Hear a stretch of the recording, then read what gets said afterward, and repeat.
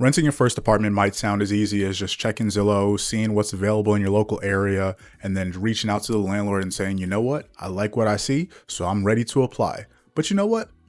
That's where we usually mess up. And there's a couple mistakes that I see not only with some of the clients that I work with now, but also when I was renting my first apartment. And if you're somebody who's already rented, then you probably remember some of these things that I'm going to go over. And you know what? I was thinking to myself, why not break down some of these mistakes that I'm seeing? We're going to go over the top 5 and save somebody the headache, because this not only fits if you're renting your first apartment or your 5th apartment, because this applies across the board. So let's get into it. And we'll be back in 3, 2, 1. We gone.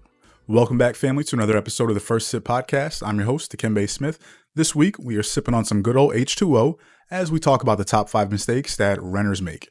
And like I said, it's not just first-time renters, but renters across the board.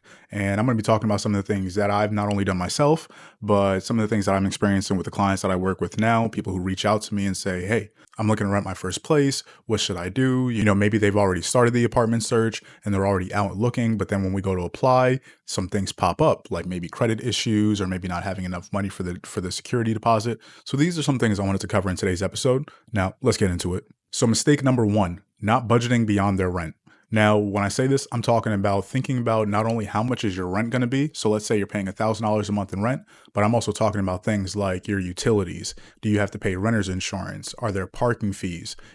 Are you considering your internet? Because I think you're probably going to want some internet. These are all things that if you're not thinking about it, can add an extra $400 or $500 onto your monthly bill, depending on the size of your apartment. So that can definitely range, and especially depending on where you're living, all that stuff can vary. But these are things you definitely want to consider because, like I said, you might just think $1,000 in your mind, and then next thing you know, you're spending $1,500 a month on your place, which is really cutting into your overall income in a monthly basis. And now this is when landlords are going to start looking, and when they're saying, okay, is this person qualified for the apartment? Are they, pushing more than 30% of their income, or is this going to be in a comfortable range for them? So this is something that I see sometimes where people say, okay, I can afford it.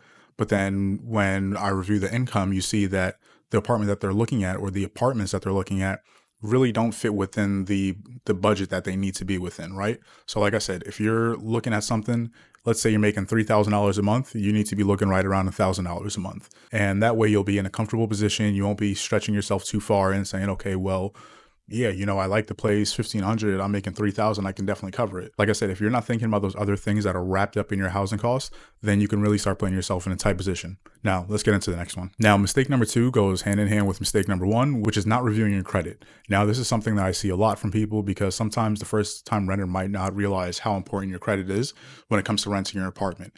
Basically, landlords are going to look at this as like your track record, right? How credible are you when it comes to repaying things on time?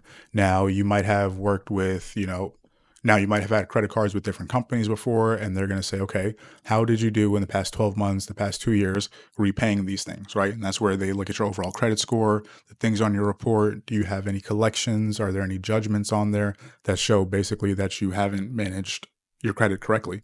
And I'm not trying to shame anybody out there who may have done these things because I've definitely been there. I have built my credit up, destroyed my credit, built my credit up all throughout my 20s. And it was an interesting ride.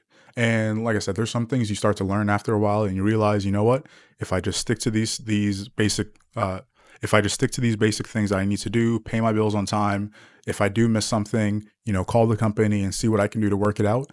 These are things that'll help you along the way. So when the time comes for you to start your apartment search, you're not going to be sitting there worried about what your credit looks like. So let's get into the next one. Now, mistake number 3, not having enough saved for your moving cost. Now that we've got our credit reviewed, we know our budget and how much we're going to be looking to rent. Let's make sure we have the money saved up so that when the time comes and we are ready to apply and make a move on an apartment we like, we can go ahead and put down that security deposit. Because one thing I see a lot is people will apply and they'll say, wait, can I get some more time to put down money, to save some money up, and then I can pay the security deposit in the first and the last month? Because you're not just gonna have to put down $500 or $700. Like, you're gonna have to put down 3 times the rent in most cases. So like I said, if you're looking at a place that's $1,000 a month, you're gonna need $3,000 for moving cost. And like I said, this is before you even move in, before you start considering getting moving supplies and moving trucks. So you need to make sure that you're well secure on that financial side and make sure you have some money there, because trust me, it's not a fun position to be in when you're sitting there scraping coins together saying, okay, well,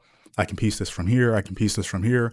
And you're just scrambling all over the place, right? This is a mistake I made when I was renting my first apartment, not knowing that, okay, well, I thought I was just going to have to pay, maybe 1 month's rent because I see it and I'll pay my first month once I apply. Nope. You got to pay your first month, last month, security deposit, and in some places they might require like an extra month. Now this is going to be different in every place, right? So if you're not sure how much you should be putting down or saving for your security deposit and total moving costs in your area, feel free to just reach out to me, right? My information's in the show notes. Like I say, just go ahead. I'm here to talk. I'm a real person. I will respond to you. So yeah, let's get into the next one. So I'm actually here at an apartment waiting for a client to show up. So I said, why not just go ahead and record the next mistake right here? Because mistake number 4 is not touring the unit in person.